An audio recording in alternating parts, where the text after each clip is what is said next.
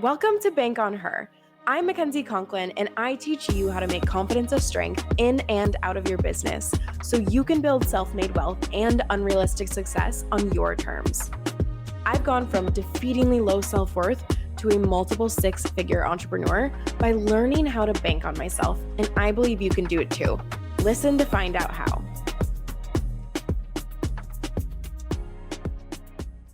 Okay, so for podcast listeners, just listen in.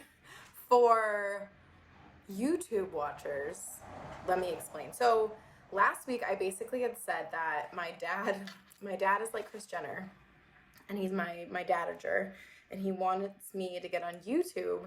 And so last week I recorded on Zoom. I have a backup Zoom recording going, but the quality of Zoom recordings are not that cute.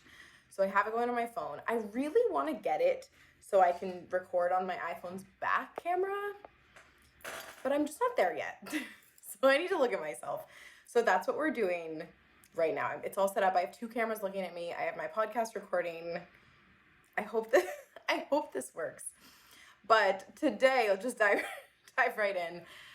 Today, what I really want to talk about is consistency, but really what it is a bigger conversation around feeling that wherever you are or whoever you are or however you are is enough as is. And so something that's been coming up for me is if you've followed me for more than 2 minutes, you probably know that I have depression, I have anxiety. Sometimes it's worse than other times. And I'm just in this cute little season right now where my anxiety is really high. I'm also realizing that I drink over a whole pot of coffee every day, and so maybe they're correlated. And so today I've only had 1 cup. You'll see I'm still very high energy. You'll hear, for podcast listeners, I'm still as insane as ever.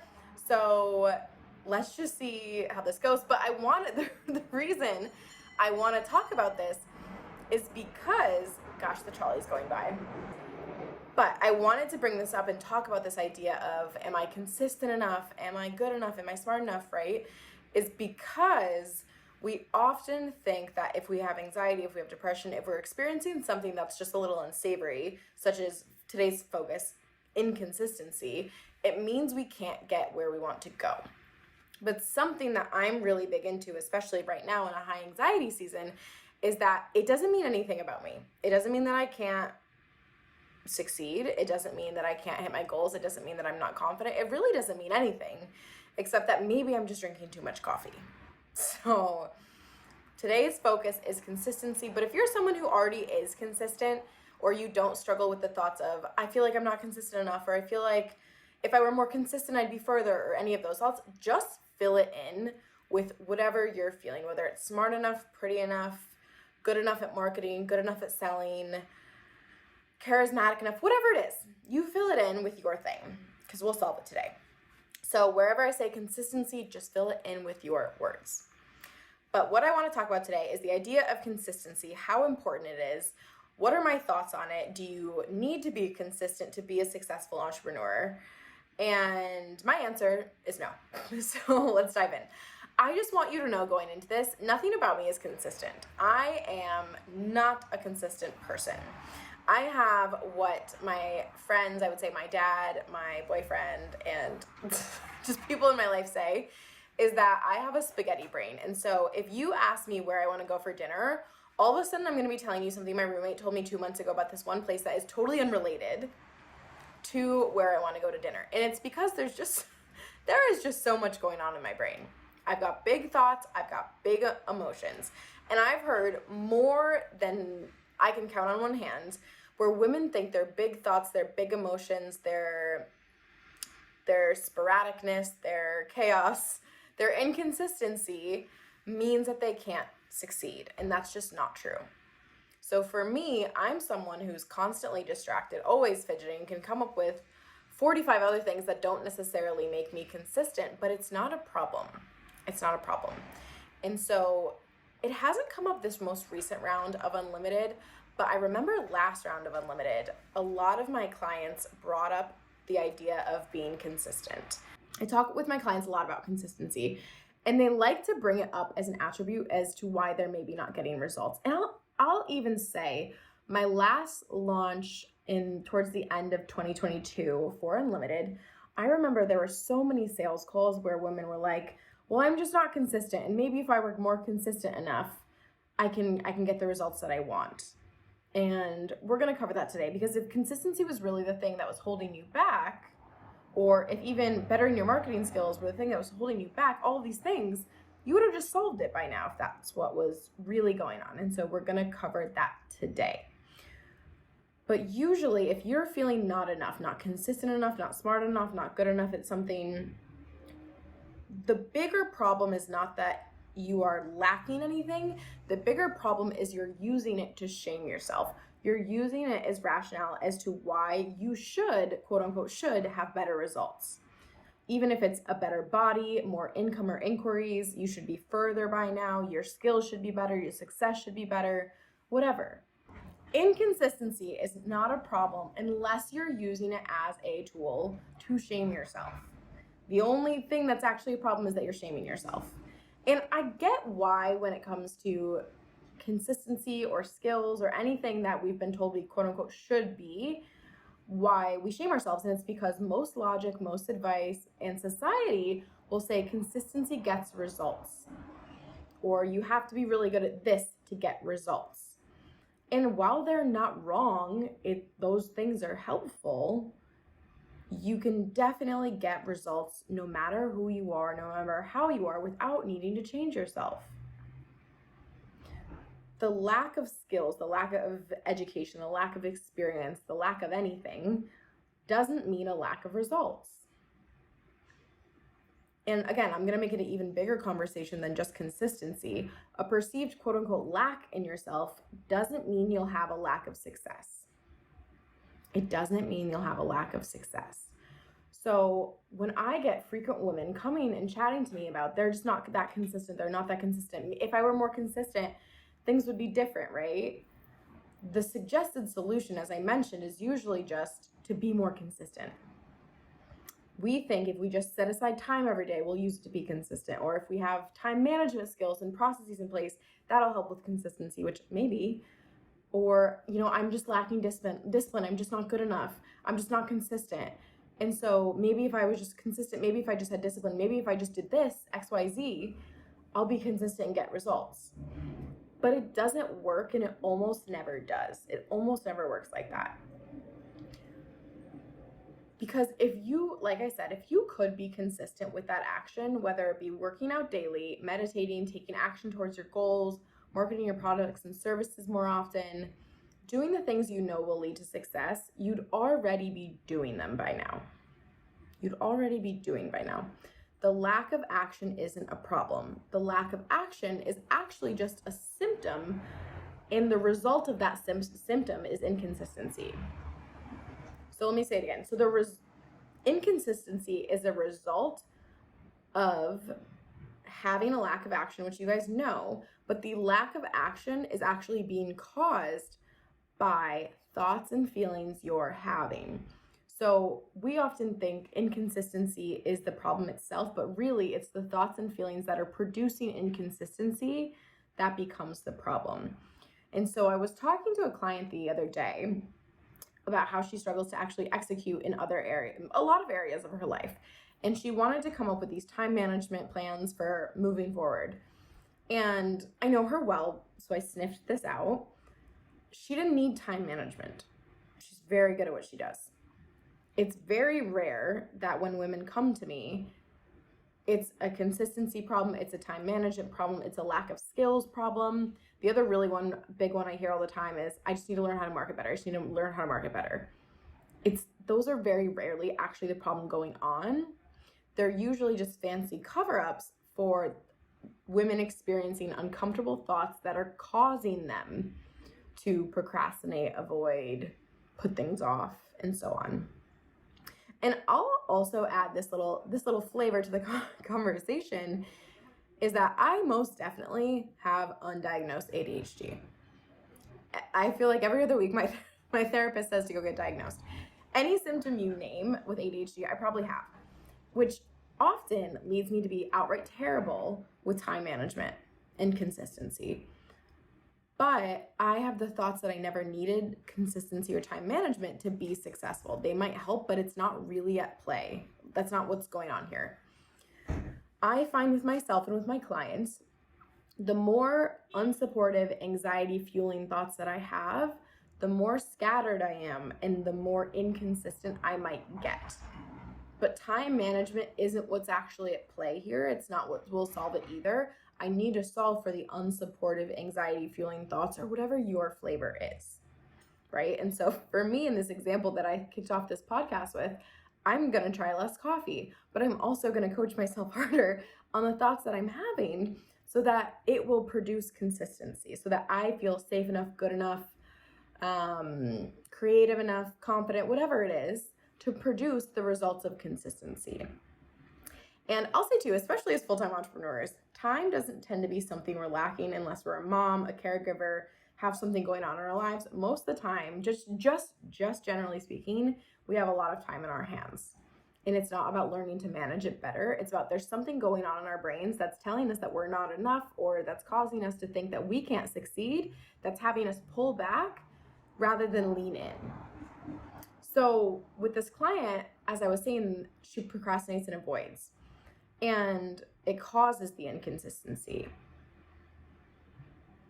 And so when we actually dug into her thoughts around executing things, whether it be marketing or business, creating content, selling, starting new projects, working out, whatever, she has the thought, well, rather than the thought, she has this identity of, I'm not a disciplined person.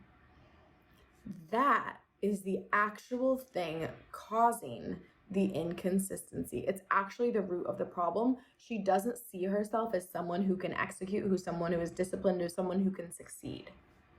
That's what's going on here. So she's constantly convincing herself she's not a person who can do this. So she, of course, feels a lot of shame and lack around herself. She has this narrative that she's inherently flawed because she just, quote unquote, isn't disciplined. That's going to produce this shame. And when you feel shame for not being enough at, again, I'll just name whatever. You're not consistent enough. You're not smart enough. You're not charismatic enough. You're not selling enough. You're not marketing enough, whatever it is. When you feel that shame for not being enough, what do you think that does? It does not make anyone that I know want to dive headfirst into that action, into the execution, into doing with confidence. If anything, you might dive into doing it, but you're going to do it from a place of I'm not enough. Most people, 95% of people, are actually going to think they've already failed before they even start, that they don't have what it takes to succeed because they're identifying with not enough. And so they pull back, which causes that inconsistency, which causes the lack of success that we're really, really wanting. So I want to make this so clear. The problem of why you aren't where you want to be, or why you're not further, of why you haven't made more money, hit your goals, is not because you're inconsistent. It is not because you're lacking in a single thing. It's the thoughts that you're having about yourself, your own sense of perceived lack. So the example that I want to give you is with me working out. And I'll preface this too. I would not say I am genetically what's the word? Oh my God, I'm going to forget this word. I am not genetically predispositioned, that's the word, to be small. I would not say that is what goes on with my family. I would say I currently maybe have a faster metabolism, but I'm not genetically predispositioned to be a small human. That's what I'll say going into this example, but take it with a grain of salt. Just take the lesson. So with consistency or perceived lack, I would say I like working out a lot. It's a big source of mental stability for me. It really helps me regulate my energy, my nervous system, and just honestly makes me a better person. It makes me a better person to be around. I liked it so much, especially when I was younger, that at 19, I became a personal trainer. So 7 years now, yes, 7 years, 7 years being qualified as a personal trainer, and I'm still not consistent in the gym. I was at one point in time, I'll say that. But here's the thing with consistency or perceived lack of something about ourselves. It is totally, totally subjective. What I consider to be inconsistent might be someone else's consistent. But as someone, for example, qualified to be a personal trainer, whose entire personality would be a ray of sunshine if I would just go more often, you'd think I'd be more consistent. So even just okay, here's the thing. Going through the rest of this podcast, I want you to see that the definition of enough, consistent enough, good enough at marketing, smart enough, pretty enough, charismatic enough, whatever, is a totally subjective construct. Everything. We're going to talk more about that though.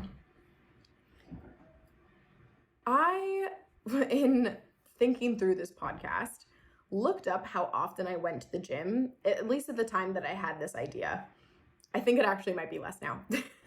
But I looked at how often I went to the gym on my gym's app. That'll tell me how often I'm going per month and things like that. I averaged going to the gym 10 times a month, which is about 2.5 times per week. Now, since everything is just a subjective construct, 10 times a month might be nothing to you. 2.5 times a week might be nothing to you, or it might be 10 more times than you've gone this year. It doesn't matter. It's just what we're using as an example.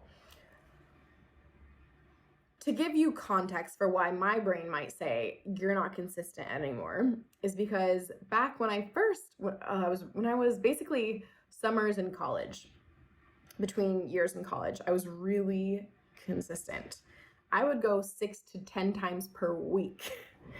And I'd basically go 2 times per day a lot of the time. And a lot of it was because I was living in a city where I had no friends. I didn't know anyone. It was very temporary. It was just me, my car, and the gym. And so that's why it happened. And I also just wanted to get really good at personal training. So that's why that was happening. Anyway, nowadays, what is far more common is I have this 6-week program. I actually think it's 8 weeks. This 8-week program that I like. But because, well, here's what I'll say. I was gonna say I don't have time to make my own programs, but as a full-time entrepreneur, I have plenty of time to make my own programs. I choose not to make my own programs because I'd rather spend the time running a $500,000 business, 20 plus clients, and living my life. I got things to do other than create my own programs, right? So I have this 8-week program that I've done many, many, many times. And not once have I ever gotten through the full 8 weeks. I recently even shortened the program from 5 days a week to 3 days a week because it has that option on the app. And I still don't even hit the 3 days a week a lot of the times. So what this looks like for me is 3 weeks on, a week off at the gym.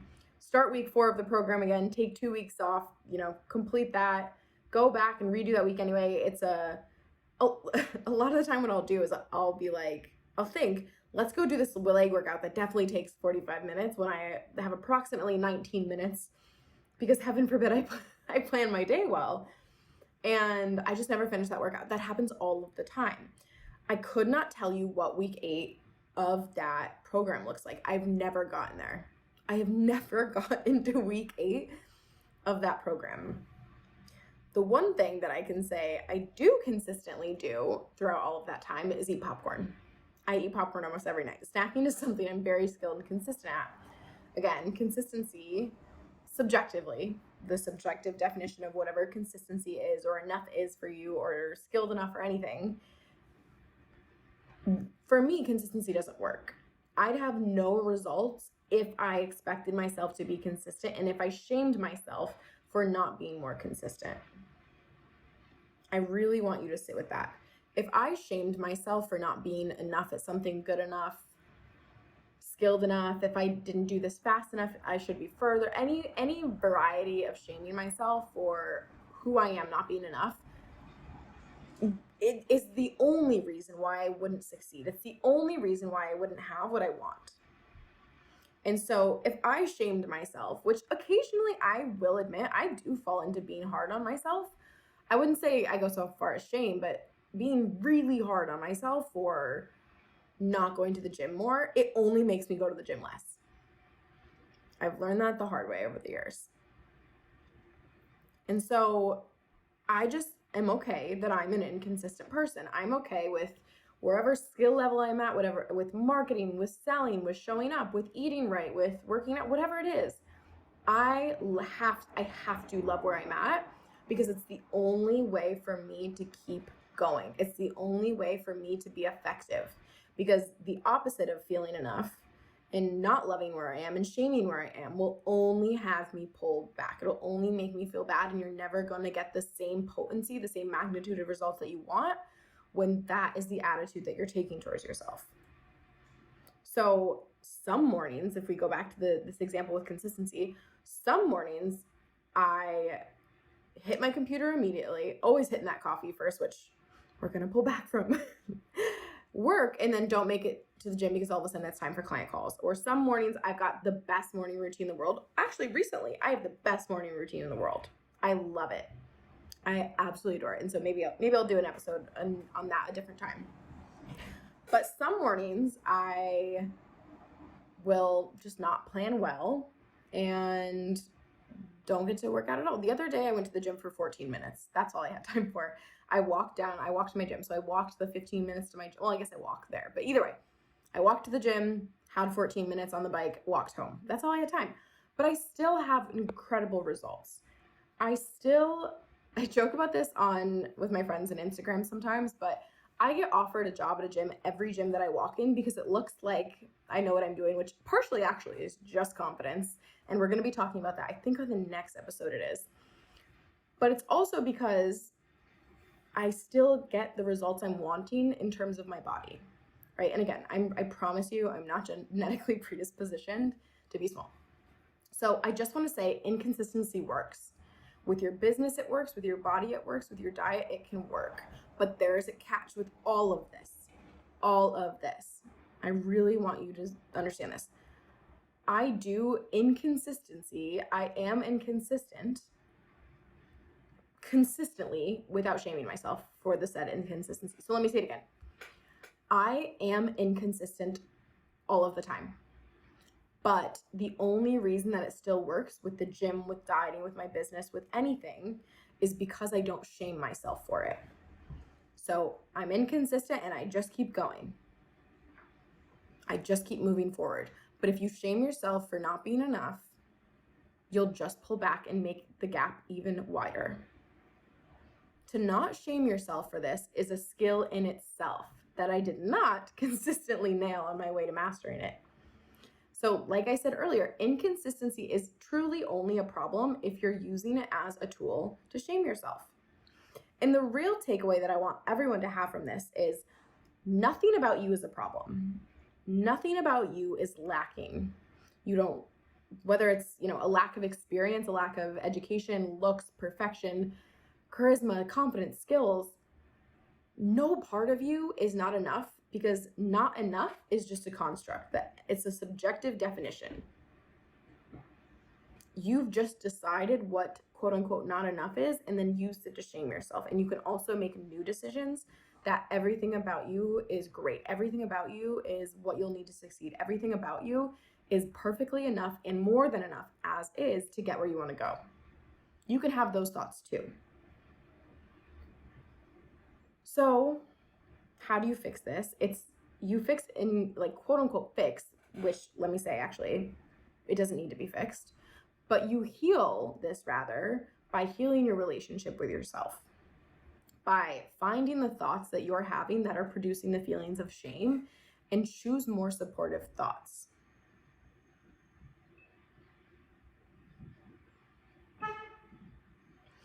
The thing and the skill that you'll really need to change your thoughts is the skill of curiosity. So keep being curious. So whenever your brain says, I'm not disciplined, ask it why, right? So look for answers like, oh, I think I'm not disciplined, and then ask why. Or I'm really afraid if I try, I'll fail, right? Just keep getting curious. Curiosity is almost how all of my thought problems are solved. So it might be like, okay, why do I think I'm not a disciplined person? Where did this come from? What am I afraid failing will mean about me? Is that actually true? oh, okay, so this is actually me not trusting myself to get something done without shaming myself. Why? Oh, because XYZ, I grew up like this, right? It's just getting really curious, because once you can get curious, you can also understand yourself better, which is the basis of compassion that you'll need to build confidence. What I really want you to take away from this is that the idea of not enough, consistent enough, whatever enough, good enough, smart enough, pretty enough, whatever, is just a construct. It's just subjective. It's just a thought that you have been having about yourself for quite some time. But you can choose new thoughts. I don't care if you've thought them your whole life. I don't care if you've grown up with them. They are things that are changeable. And such a big reason why my clients have the success they do is because they're able to change the thoughts about themselves.